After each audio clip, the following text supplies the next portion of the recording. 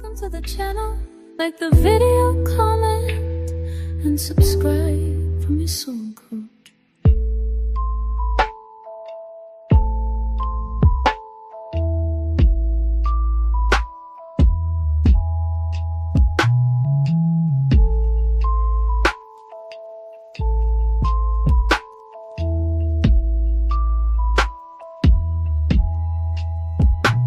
Hello, how are you? I'm hope fine. Welcome to the channel. Like the video, comment, and subscribe from your soul coach. How are you? I hope you're fine. Welcome to the channel. Like the video, comment, and subscribe from your soul coach.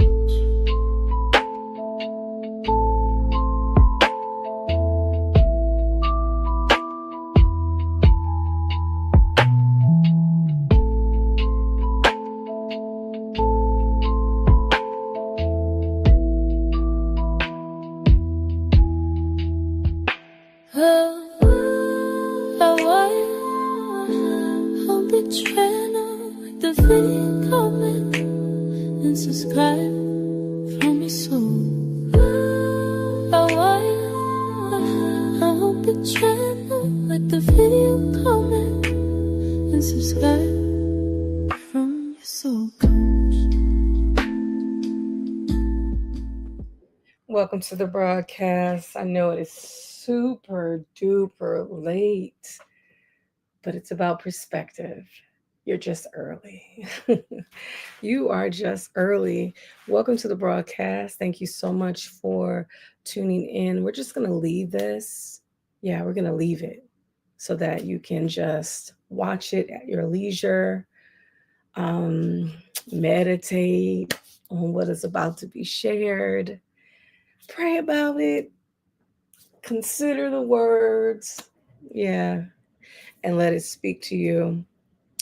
And if I could be of some service, feel free to reach out. Feel free to reach out. Now, before we go into the content, do me a huge favor and like this video, all right? Give me some hearts. If it is appropriate, go ahead and subscribe to the channel. And that is Dr. Keisha on all socials or Ask Dr. Keisha. Either one, you should be able to find me. And or tag and share. And also welcome comments because let's chat, right? Let's talk about it. That's what we're here to do. We're here to talk about relationship. More specifically, how you show up in relationships. Let's talk about it. But before we go into it, let me just go ahead and do a few things. Just a few things. All right. So one of the things I wanted to do was I wanted to upload my new logo. I'm a little proud of it. And so we want to go ahead and do that. And we'll get into the content in just a moment. I appreciate you. You guys have no idea how much I appreciate you. Because I understand that, listen, I don't have a sense of entitlement.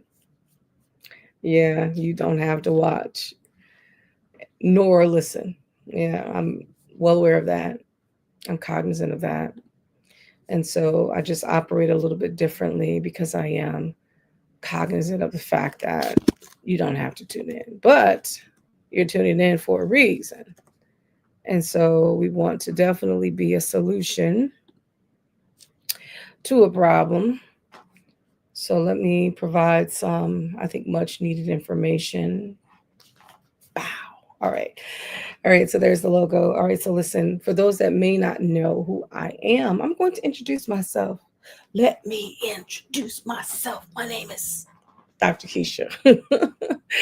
It's Dr. Keisha, right? Just Dr. Keisha or just Keisha. That's it. You don't have to add the last name because the last name that you see is not the official last name. All right. So just Dr. Keisha has been just Dr. Keisha or just Keisha for quite some time. All right. For those that don't know what to call me, it's either Dr. Keisha or just Keisha. That's the branding. All right. So let's practice. What's my name? Dr. Keisha. You guessed it. Or just Keisha. That's it. Let's get comfortable with that. All right. I'm comfortable and I want you to be comfortable because you look awkward and yeah, it's a little cringe at times because you don't know how to, I don't know, and I don't know, just be. We have to learn to just be and yeah, and be comfortable in our own skin. I think that's so important. Yeah, be comfortable around others. Yeah, so we don't act awkward. Yeah. Okay, so let's go into it. This is again a relationship talk with Dr. Keisha. It is super duper early, but I'm here because I want to talk with you. Now, today's topic is rules of engagement. I just want to talk about rules of engagement because what I find, especially in the romantic space, when we're dealing with relationships, when we're trying to form romantic ones, we're trying to get in one, we're trying to date, we're trying to court, we're trying to, seal the deal. There is a process.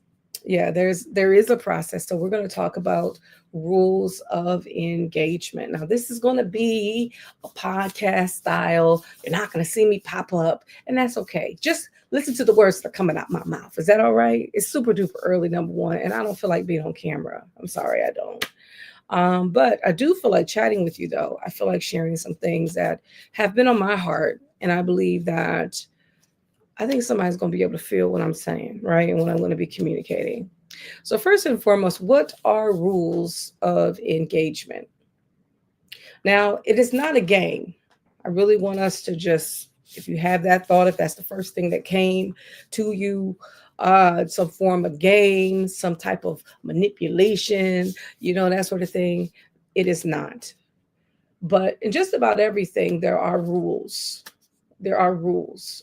There's rules on the job. There are professional decor, and how we present ourselves and how we carry ourselves and what we say and how we say what we say, how we present ourselves in spaces. There are rules. Same thing with any space. You can consider just about any space. I mean, the streets, there are rules, there's street politics. You know what I'm saying? There's a way you carry yourself. There's a way you speak. There's a swag to you. There's a way that you engage with other people. Do you look folks in their eyes? And there are moments when you should look them in the eyes. Should you shake hands or is a dap a more appropriate? All right. So there is street etiquette, just like their boardroom etiquette, right? And so on all walks of life there's some type of rule or rules of engagement. All right. So when talking about relationships, love, and that sort of thing, we're making reference to a mindset and a set of principles that will guide you to have healthier, more authentic relationships. And it begins with you. It begins with you and it begins with how you show up, and that will set the tone, believe it or not, for your relationships. How you show up, what you think about you, how you feel about you, all of those things matter. And that's the presentation matters. And it will affect whether you get in or whether you remain out or whether you remain neutral or stagnant. All those things will be predetermined based on you and your authenticity and how you're showing up. And so the goal here is to be healthier as a person. The goal here is to be authentic in everything that you do, not just, in relationships, but also in everything that you are involved with, everything that you are a part of. Authenticity should be the goal. You being real is the goal. All right. And so we want to emphasize that it is about empowerment, and it's about taking control of your own happiness. Believe it or not, we have more autonomy than we understand or believe. Do you believe that? Do you understand that? We have way more autonomy, we have way more power than we understand or comprehend at times. You set the tone when it comes to relationships, and that's any and all relationships, not just the romantic ones. You set the tone in your friendships, you set the tone in the family dynamic, you set the tone even in the professional spaces, on your job and with your business, with your brand. You set the tone in religious spaces. You set the tone. We teach people how to treat us. We teach people how to treat us. And then there are times when people will, step over lines, and they'll disrespect you, and they'll disrespect the boundaries that you set. But when those times happen, when those moments happen, you have to understand that you're not always the problem. Sometimes, if not for the most part, it's a them issue. They're the ones that has the problem, not if you set the boundary and if you made it clear, and if you led with love and light. There are moments when people will step over boundaries and disrespect you, and you have no control over that. And there's certain times in life when we don't have control. But for the purpose of this conversation, you need to understand is that you do have control. And we want to empower you in this moment to know that you have control when it comes to your own happiness. You decide who comes into your space. You decide who comes into your head and your heart. You decide who comes into your life. I know that people have this belief that I'm women especially are supposed to be the ones that are being found, and that the men are doing the picking. But the truth of the matter is that you both have to agree to be in the relationship. So you both decide. And so I want to empower you on this morning, on today. I want to empower you to know that you're not just a victim, just kind of going along to get along and just allowing life to happen to you. You need to be empowered in this moment to know that you have more control over your happiness than what you think. And it is all about how you show up in your world. And so I'm here to help you. So let me provide some key principles. The first one would be self-respect and boundaries. Remember, we talked briefly about boundaries, and there are times when people will overstep 1000%. But we have to know how to handle those moments with grace, right? And with truth, and with decor, all right? A decorum. And we have to learn how to handle those moments. Um, as they say, and they say this, but don't allow anyone to move you off your square. They can act a complete fool, but you can keep it cute, and you can keep it calm, and you can keep it collective. And whatever conversation that needs to be had, have those conversations, please, because you have to first respect yourself. You can't demand, you can, but it wouldn't be appropriate for you to demand respect if you yourself don't respect yourself. So respect begins with you, and it ends with you, just like your boundaries. We had a mindset shift recently, I want to say within the last month or so, with regards to boundaries. And so we'll get into that in just a moment. I think people think that boundaries are the things that are outside of us, but no, it's the things that's within our parameter. It's not the thing that's without, it's the thing that's within that we control, not that others control. Folks don't dictate what your boundaries are. You set the tone for what your boundaries are, and they have to respect what it is that you set in place in terms of a parameter. You set the tone, not the external world. They don't, it doesn't set the tone. You do. All right. All right. And that's a mindset shift, because often we say, well, I'm not going to allow them to call me. How about you not pick up the phone? Right? So the boundary would be, I'm not going to pick up the phone after a certain time. That's the boundary. Not, if they call me, I'm not going to pick up. No, The boundary is the part that you control, not the part that they dictate to you and you decide, right, to play or not play, to succumb or not succumb, to go along or not. No, you control the boundary. So it is within, it's not without. Okay. All right. So that should be a mindset shift. It is something that you control, it is something that you decide. That is the boundary. All right. And of course, let's go back to self-respect. Let's start there. Okay, key principle number one: self-respect and boundaries. Okay, know your worth. Mm. Do you know your worth? Do you know how valuable you are to somebody? Do you know that you're a gift? I mean, do you really know? Because I think that there are moments in life when we forget because we've been treated so poorly that we just lean on that side of, the line of just kind of self-doubt, um self-questioning, insecurity because of how we've been treated, and we forget that we do have worth and we're more powerful than we realize. Okay. So, knowing your worth, you are the main character in your life story. Believe it or not. I know people take that and they flip that and they say you have a main character syndrome. We're not talking about other people's lives. And I believe that is a thing. Believe it or not, that is a thing. But in your life, yeah, you are the main character in your life. And it's so interesting. I was in conversation with a person a while ago, and they were like, almost like, who are you to tell me that I can't talk to you anymore? I me.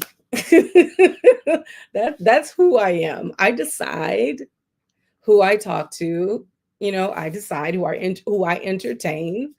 I decide if I want to be in a relationship with you, just like you can decide, right, not to talk to me. You can decide not to entertain me. You can decide not to get in a relationship. We all are the main characters in our own life story. We decide. We decide. Stop just letting things happen. Stop just allowing stuff to happen and to go down. You can decide, right? You can decide.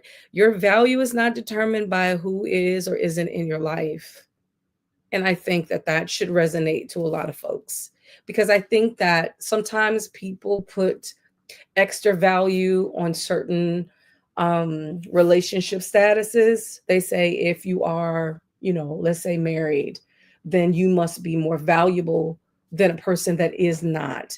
And I would have to strongly disagree because just because you're married, that doesn't necessarily put a value on you because again, we're all individuals and we all, though we may have some similarities, we add value in different ways in different forms. One of the things that I have to say, and one of the things that you have to receive, is that you are one of one. That is a fact. There is no one else like you. I know we get off at these celebrity lookalikes. I think the last one I saw, I forgot his name. Oh my gosh. But there was an Irish lookalike. Um, is a doppelganger, whatever they call them. Shout out to Get Out. No, not Get Out. What is the other one? The other movie, Jordan Peele. Um, that movie with the doppelgangers. It'll come to me. But the gentleman, there was an actor, and he has a look. I mean, this guy has a look like this guy looks so much like him till it's not even funny. I mean, looks split image, split image, and I'm like, yo, that is so freaky. But you're one of one. You are one of one,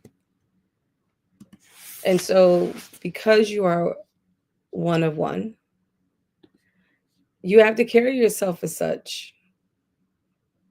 It's Us. That's the name of the movie. Us. Yeah. So since you are one, you have to carry yourself accordingly. You have to carry yourself as such to know that there's no one else on the planet like you.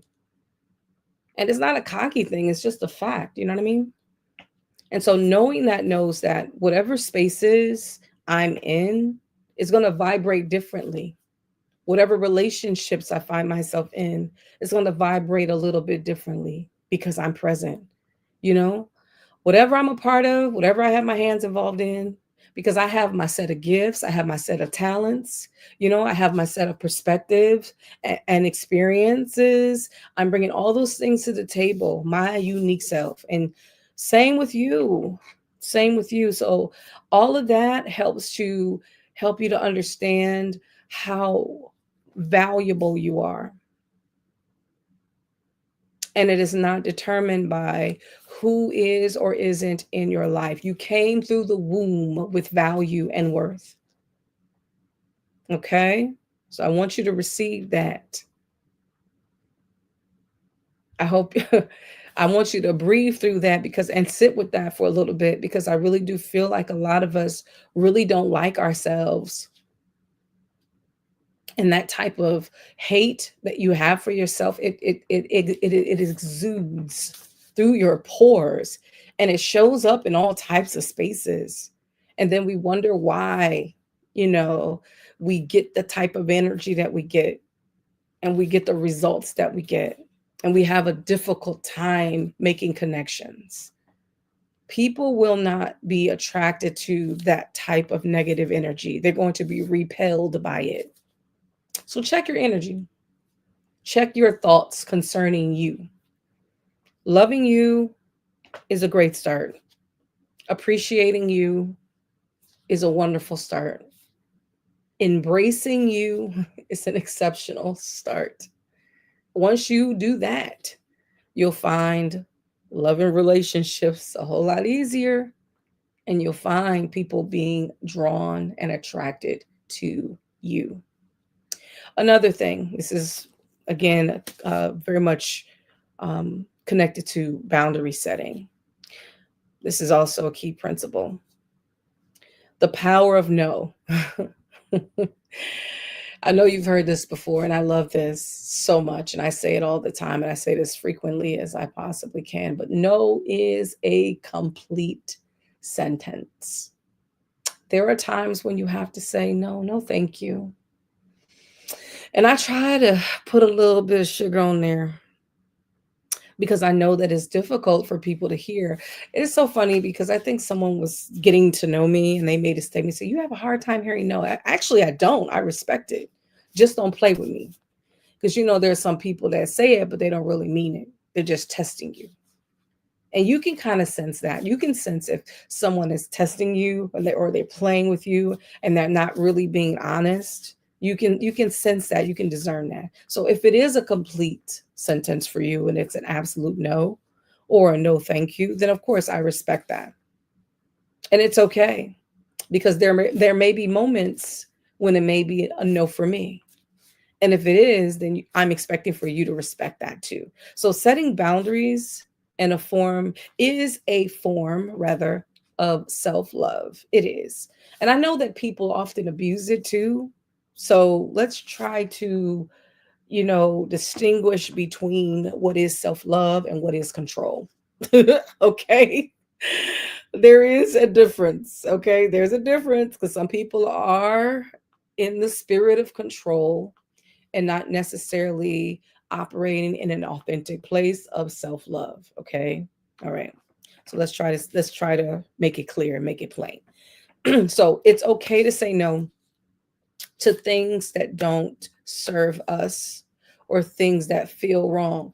Now, the caution with this is there are moments in life when things may feel wrong, but not necessarily be wrong.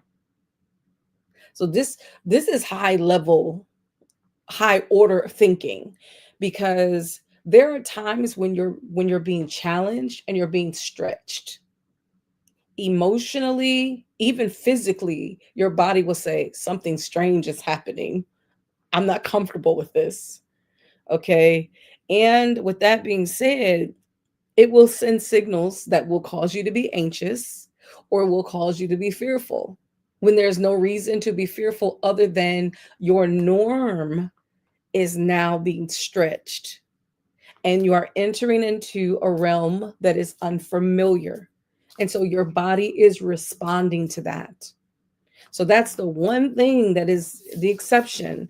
There are moments when you begin to feel like something's wrong when you're really not in any danger. There's really nothing wrong other than you being stretched and you being uncomfortable and you're growing, okay? And you're experiencing something that is relatively new to you and your body is having to adjust, but it's good for you because it's developing you and you'll become better as a result of it.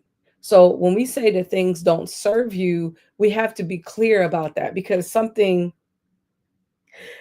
for example, things may not go your way and it's probably for the betterment. So when we say that, we don't want to look at that in a worldly mindset with a worldly perspective because the world said it doesn't serve me if I don't like it, or it's that's almost like I said that's more leaning towards control, okay, and dominance and having to have things your way. There's balance and harmony. That's our goal. That's our goal with life, love, and relationship is balance and harmony. So there may be times when you have to say no because it's negatively impacting you. It's causing harm to you, or it's going to, or it's not in alignment with your purpose or God's purpose for your life. And so you're guarding that because that's paramount for you to guard that purpose and God's purpose and his will. That part you have to guard and you have to steward well. So there are moments when things are presented where you have to say no because it's not in alignment, and that's okay. All right. And it is again a form of self-love. And sometimes with intuition, something can be when your antennas go up, it can feel wrong.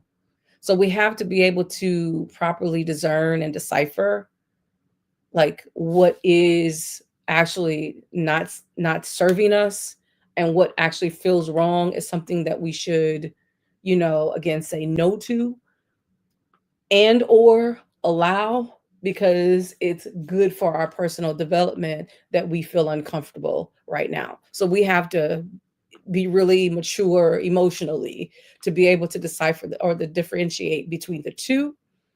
And so that comes with time. But you'll know through trial and error whether, again, you have to always have that boundary set. And again, knowing what it is that you want and what it is that you need will help with that.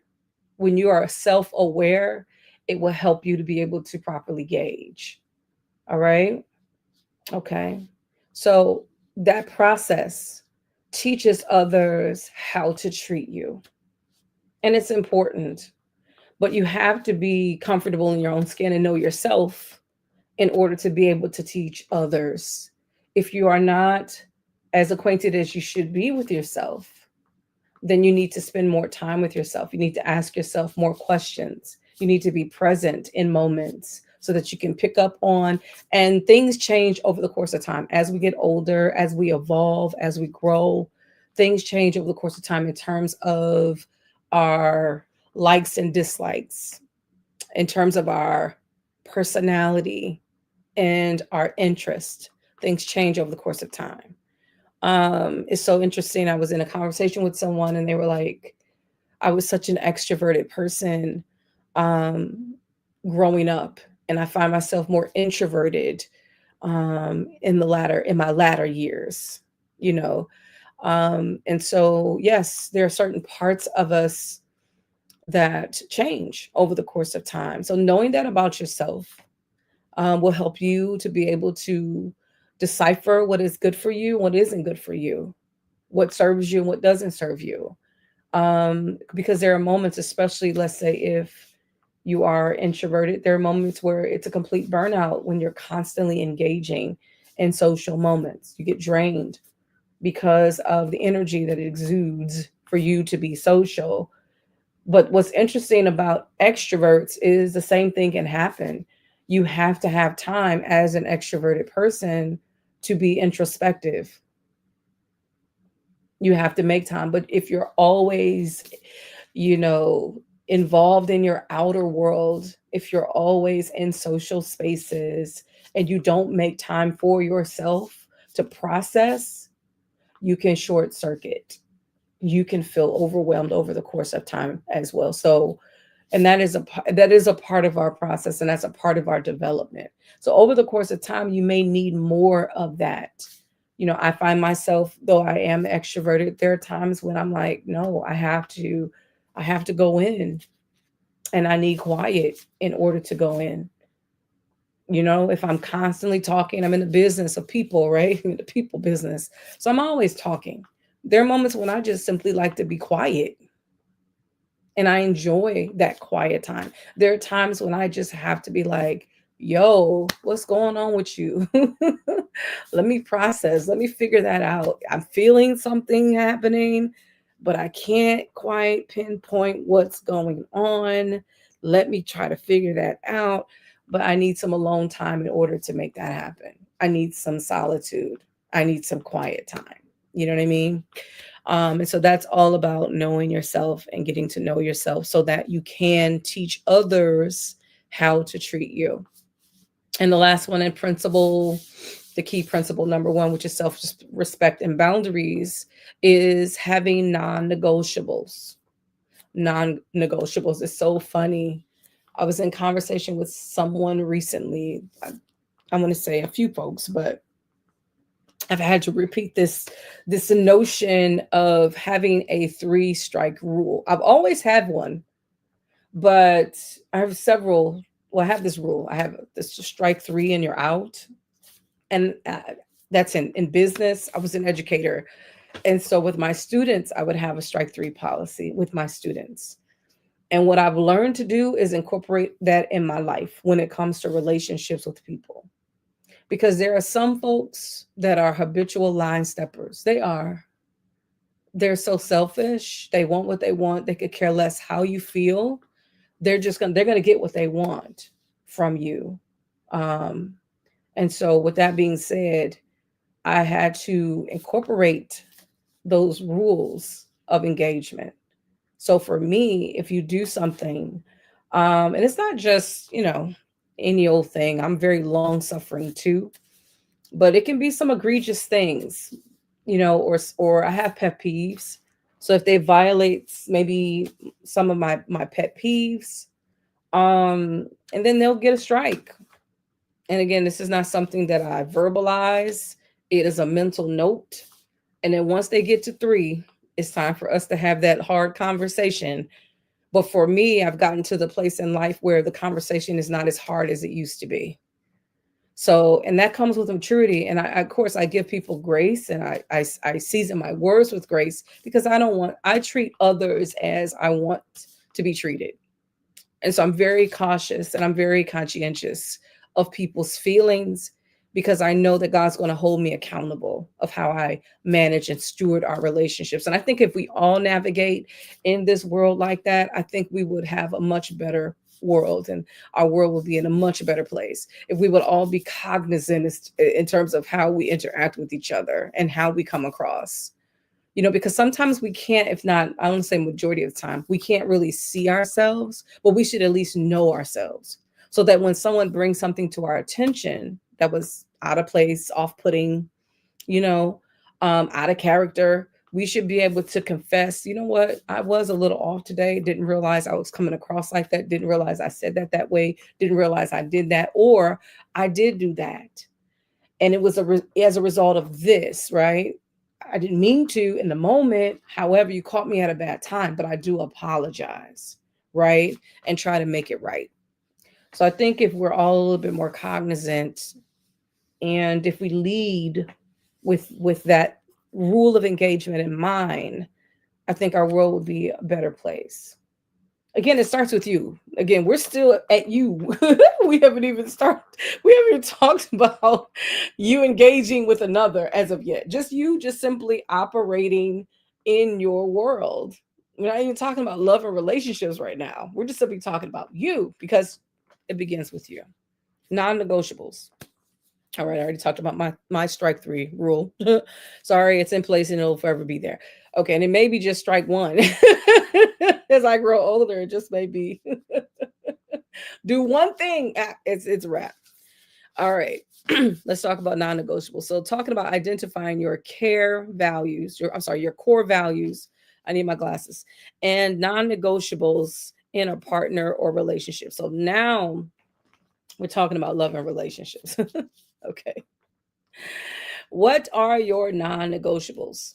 The only way that you can come up with non-negotiables is you have to have some type of core value. What are your core values? I'm not at a place where I can answer that. Only you can answer that because they're yours. So being aware of what your core values are will help you to identify what your non-negotiables are. Until you understand what your core values are. Okay, so for those that may not know, there are some values that we hold or possess about ourselves. For example, like I'm huge on authenticity, where one of my pet peeves is that I don't really care for liars. I'm not a fan of them. I don't like being around them. I have to love you, but I don't like you. Right. And I try not to deal with you. It's on a need basis. If I need to deal with you, I'll deal with you with the understanding that this is what you do. And I'm not a fan of you. All right. So that's a core value. So if I'm in a relationship or if I'm doing business or whatever the case may be, and you lie to me, yeah, that's a non negotiable for me. It's a character flaw, it's a huge one. And it's just one of those things is at the top of my list where I will not tolerate a liar. Now, there are moments where people make a mistake or they misspeak, and that sort of thing. That's a little bit nuanced. It's different than someone who practices deception. All right. So, to the people that practice deception, I have zero tolerance for those folks. And I'm just telling you what my non negotiables are. And so, with that being said, since it is a core value for me, the truth is a core value, authenticity is a core value, transparency, all those things are core values for me. When I get something else from you, we just not going to be in alignment. So it is something that I'm just not going to bend on. All right. And so again, having these things in mind will help you to engage in the relationship thing, right? Knowing what it is that you're willing to put up with and what you're not willing to put up with, okay? Knowing that about yourself is important. And so this helps you to avoid wasting time on connections that aren't a good fit. If you're a person, going back to me and going back to my example, if you're a person that lies all the time, we're just not going to be a good fit. I'm not going to like being around you, and you're going to tell because that's just my personality. I'm one of those ones where it's not you don't have to like scan my soul in order to figure out what it is I'm thinking and feeling. You can pick it up real quick because number one, I'm very demonstrative. You can kind of see it in my face. And it's just what it is.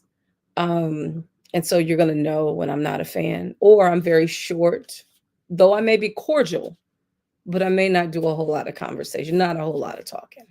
You know what I mean? Because again, I'm not interested in trying to build anything.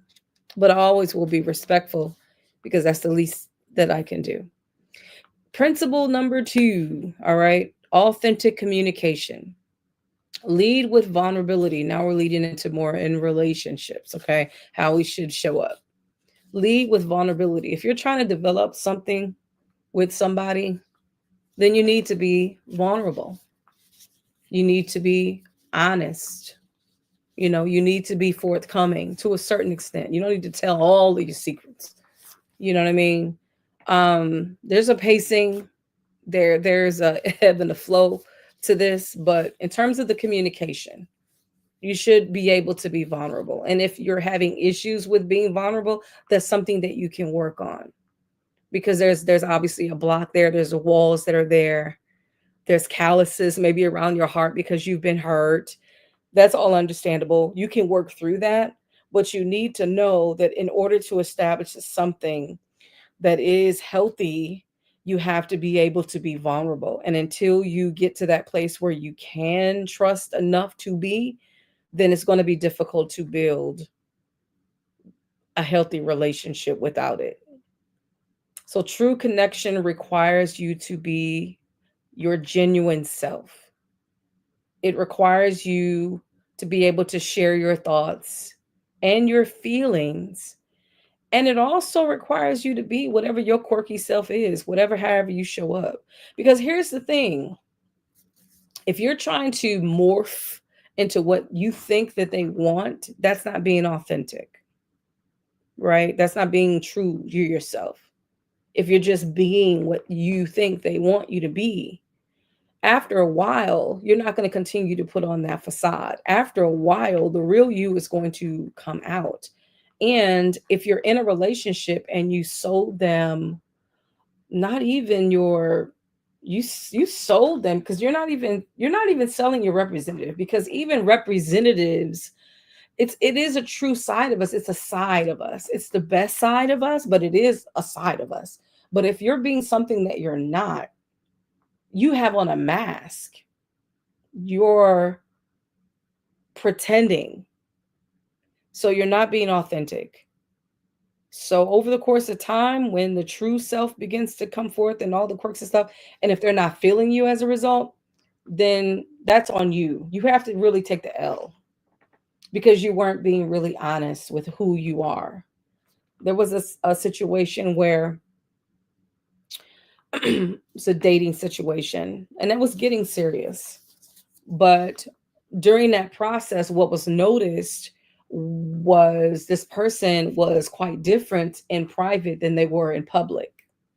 So in public, they presented this outgoing person, go lucky, happy go lucky person, positive person. All those things are attractive, right? But in private, they were more introverted, which is okay. It's okay to be introverted, but they were very like quiet. They were the very opposite of what they presented themselves publicly. And so what was discovered was, I want the person that they are in public. That's who I like. That's who I'm attracted to, not necessarily what I see in private. I don't like the person that I see in this private space. They're too quiet for me. They're not as interactive as I want them to be. They're not as communicative as I would desire for them to be. They're too closed up, too closed in. Uh, so that relationship obviously didn't work out. And again, you have to know what it is that you want, and you can't compromise either. So showing up, you know, being genuine, all those things are important. And if a person doesn't like what they see, or if they don't like what they're experiencing, that's okay. It just means that that's not your person. And that's a part of the process too. Just like getting acquainted with using the word no and hearing the word no, also getting acquainted with things not working out. Because again, that can work in your favor. Maybe they weren't meant to be your man, or they weren't meant to be your woman. Maybe they were meant to be a business colleague, or someone that you worked with, or maybe it served that relationship, or whatever it was, served a purpose. I tell people all the time, I didn't date a lot in my 20s. I mean, there were folks that were interested before I got married. Um, I didn't date a lot though. It was almost like I would meet someone, we like each other, we were in a relationship. Like I didn't really like date around and stuff. Like this, the modern concept of dating, That really wasn't a thing when I was growing up, to be honest with you. Um, it is a lot different. Singleness in this dispensation of time, this generation is quite different than what it was when I was younger. Okay. I didn't have to do all the things that y'all had to do. But, and however, when I was younger, but I had to learn the game when I got a little bit older and I had to re enter into my singleness. Okay. So, with that being said, a lot of lessons had to be learned in the process. And for me, I'm glad because it was low key an opportunity for me to get wise enough to impart and to share and to instruct and to support other people like myself with the knowledge of how it once was, where it was easy getting in relationships or sealing the deal or getting the ring. You know, I mean, proposals, easy. Then making the choice, which wasn't the best choice, coming to the full realization of that, learning that lesson, huge one, but learning that lesson, evolving, getting back out there, right? Experiencing some victories, in my opinion. To me, they're all lessons. So they're all victorious because I've learned a lot about me. Saying all that to say, you have to be yourself. You have to be comfortable when it comes to authentic communication to share your thoughts and feelings and quirks. And the right person is going to be cool with that. All right. They're going to be attracted to your authenticity. The next, when it comes to principle number two, the authentic communication is active listening. Now, when you consider active listening, it's more about waiting your turn to talk. I know we get so excited, especially when you're dealing with two singles that love to talk.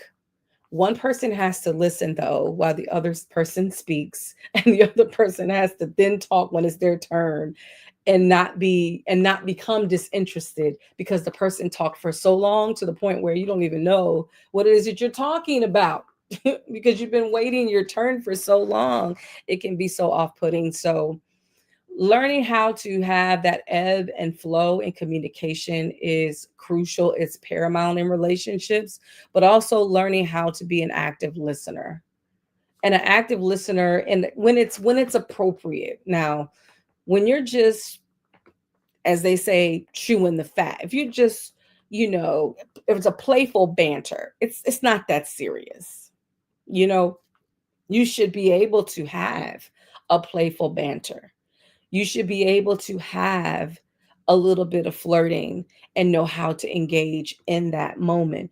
You should know how to navigate in social spaces, in a relationship, whether it's the beginning, middle, or the end. Those are things that you learn, that you develop. And so, not all people have developed um, their communication skills, so you may not know how to do those things. I'm here to help you though. I'm here to assist you. But when it comes to active listening, it's more or less when it's really necessary. And so it's necessary when you're trying to understand someone's perspective. It's necessary when you're trying to resolve a conflict. You know, it's necessary when it's more serious conversation, not just playful banter or just simply casual talk. So that you know, I just wanted to make a distinguished difference between, you know, being a good listener and being an active listener. Those are two things, because active is, it requires your participation. So that means that when they have shared, you should be able to relay what you heard, not what you think you heard, not what you gleaned from what was said, but specifically what you heard. That's what active listening is.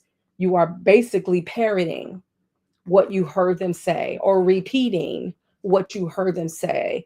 If I heard you correctly, you said X, Y, and Z, and they can confirm or deny whether that was the case. Okay. And again, this is only useful and needed when you're trying to understand someone's perspective, when you're building trust, when you're showing that you care, and when you're trying to resolve conflict. That's when it's needed. But for the most part, enjoy, right? The communication, the playful communication, the banter. Enjoy that, especially early on in a relationship. And if you can continue doing that throughout the relationship, that is definitely a plus, plus, plus, plus, plus. That means that whoever that person is, that you guys really vibe and connect.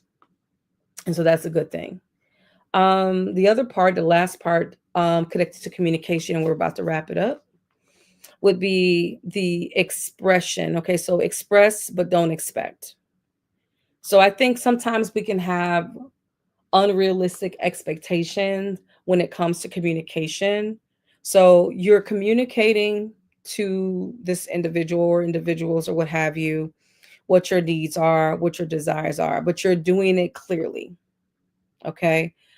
Without expectation that the other person is a mind reader. I think there are times where we just assume that a person should know certain things, and that's not fair. It's not fair to the other person that you think they should know. And so as a result, you're going to punish them because no, no, never assume. Never assume anything, especially when it comes to communication. If you didn't hear from them, then, ask, engage in a conversation. But everyone, especially in a relationship, should be able to clearly articulate what their needs are and what their desires are. It should never be assumed that they know what you need or what you desire. There may be times when they do know, but there's nothing wrong with making sure and being clear. All right. Last one, principle number 3, the independence and a full life. Again, these are the rules of engagement. Okay. And trying to have a connection and stay connection. All right. So with principle number 3, don't make them your everything, especially early on. And I think the scary thing, to be honest, that should never be the case, but they may be a priority, which is, it's okay. It's healthy for the relationship to evolve to them being a priority and you being a priority. And it's reciprocated, and that's the whole part of, being married, being each other's priority and each other's responsibility. But when you're starting out, that's a no. You got to live, you got to be. And as you're getting to know this person, it's okay that you have a full, rich life outside of whatever relationship you're trying to form and the relationships that you have. You should have hobbies. If you don't have one, or let's say within yourself, it is not clearly defined, you should figure that out. You should figure that out. Should you have your own friends? Yes, you should have friends, because friends help you be a better person, believe it or not. I'm very leery of folks that don't have friends or can't keep a friendship, or have a hard time being in a relationship with people. I'm very leery of those folks. And so, yeah, having goals, setting those goals, achieving those goals, all those things are important. It's attractive. It's attractive when people see that you have your thing going on, and you're living your life, and it's a full life that you're living. It is attractive. It is magnetic. And it prevents you from becoming codependent. Now, some would say in a long-term relationship such as marriage, codependence, that's a part of the process, and I would agree, but you're not there yet. You're not there yet. And so as a single person, this is who we're speaking to. The audience is, these are single folks. So please, by all means, don't make somebody your everything. Have your own, you're living your own life. Prior to meeting them, you've been living your own life. Continue to live your own life. Now, that's not to say you can't make space. Absolutely make space. You can't make room. You can make room. Make time, because the truth of the matter is that regardless of how busy you are, for whoever you're really into or interested in, you're going to make time for them. So certainly do that. But in the meanwhile, in between time, live your life. Let it be full. Let it be rich. Okay? Full of hobbies, friends, pursuing of goals. Continue to do that. And also, your happiness is your responsibility. I think people get into relationships thinking, oh, yes, I'm going to meet this person and finally I'm going to be happy. Wrong. No, you have to be content with you and you alone. And whatever they add, they add to your joy, they add to your happiness. And they can subtract too. Okay. But we're looking for folks that will add to us. But you got to have something that they're adding to. And so your happiness begins with you. So while a partner can add to your happiness, they should not be the sole source of it. And I strongly believe this. Joy does come within, it comes from within. My children, they're so funny because they'll be like, Mom is just in her own little world doing it. Because, as a middle child, hello, I'm literally smack dab in the middle. I'm the third child of six children. I'm the third of four. That may not make sense. Let me make it a little bit more clearer. My dad had six, my mom had four, dad had two more. Okay. Six of us. I'm smack dab in the middle. So oftentimes as a middle child, you don't always get your needs met. So you learn how to meet your own needs. You become hyper independent at times. You learn what makes you happy and you do the things that you enjoy. You develop hobbies because you need stuff to do. I mean, it's just unfortunately you're kind of thrust into um this this pursuit of happiness because you know the first usually gets a lot of attention, the last usually gets a lot of attention, and the folks that are in the middle often get skipped over, not intentionally, but it is what it is. So you learn how to be happy and be content with just you. And then if others play, great. If they don't, it's okay because you know how to entertain yourself. So I've learned that. So happiness is your responsibility. Now, the attraction, that's the last one, and this will bring this to a close. Confidence and independence are incredibly attractive. People are drawn to those who are secure and content with who they are, both alone or with others. It is attractive. Have you ever noticed, especially like when you were younger, those kids that just be playing by themselves and they just like to have it just tons of fun, just enjoying themselves? Whatever they have, either they have a make believe something or another and they're enjoying themselves, or they actually have a toy, a really cool toy. It's something about seeing them. It's the energy that surrounds them and that works through them, operates through them, that attracts you. It draws you to them and say, hey, what are you doing? Well, I'm playing this and I have, it's this. Oh, can I play? And what's interesting is that especially when you're considering the kid that has this invisible thing going on, you don't even see what they're doing. You don't even see what they're playing with, but whatever it is that they're doing, they're so happy while doing it that you're drawn in, that you want a part of that.